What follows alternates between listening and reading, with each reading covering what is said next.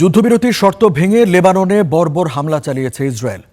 মাত্র ১০ মিনিটে ১৬০ বার বিমান হামলা চালিয়ে ২৫০রও বেশি মানুষকে হত্যা করেছে দখলদার বাহিনী। আহত প্রায় ১,২০০ জন।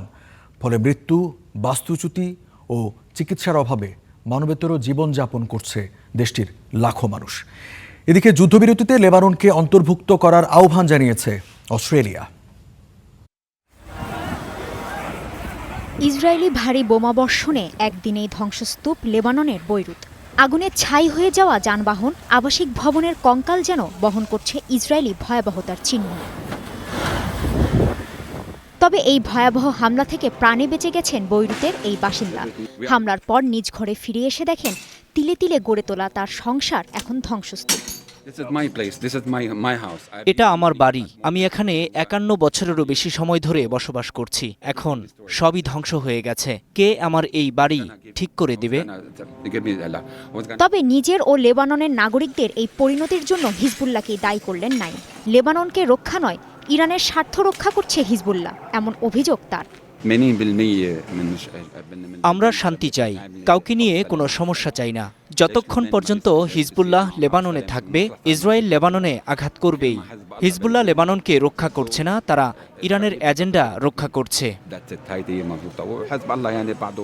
১ মাস ধরে চলা এই সংঘাতে লেবাননে বাস্তুচ্যুত হয়েছেন ১২ লাখ মানুষ। জাতিসংঘ বলছে এর মধ্যে ৬,২০,০০০ই নারী ও শিশু, যার মধ্যে ১৩,৫০০ অন্তঃসত্ত্বা নারী, যারা মাতৃসেবা থেকে বঞ্চিত হচ্ছেন, পড়ছেন চরম স্বাস্থ্য ঝুঁকিতে। লেবাননের স্বাস্থ্য ব্যবস্থা বর্তমানে হুমকির মুখে রয়েছে। গত ১ মাসে ৯০টিরও বেশি হামলা হয়েছে শুধু স্বাস্থ্য খাতেই। হুমকিতে রয়েছে মাতৃসেবাও। এটি শুধু মানবিক সংকট নয়, এটি মানবতার সংকট।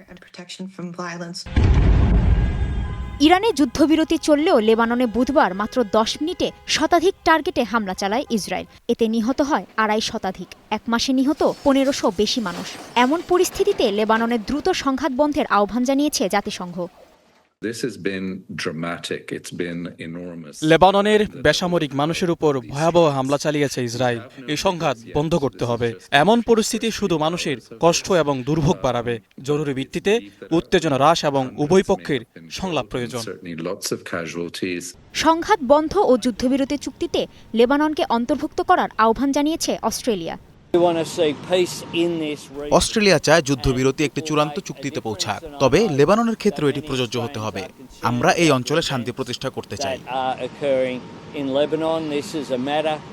লেবাননে ইসরায়েলি বর্বরতা নিয়ে বিশ্ব উদ্বিগ্ন হলেও ইরান সমর্থিত সশস্ত্র গোষ্ঠী হিজবুল্লাহকে নির্মূল করার অনড় অবস্থানেই আছে তেল আবিব। এর অংশ হিসেবে লিটানি নদীর দক্ষিণাঞ্চল লেবানন থেকে বিচ্ছিন্ন করার দাবি করেছে আইডিএফ।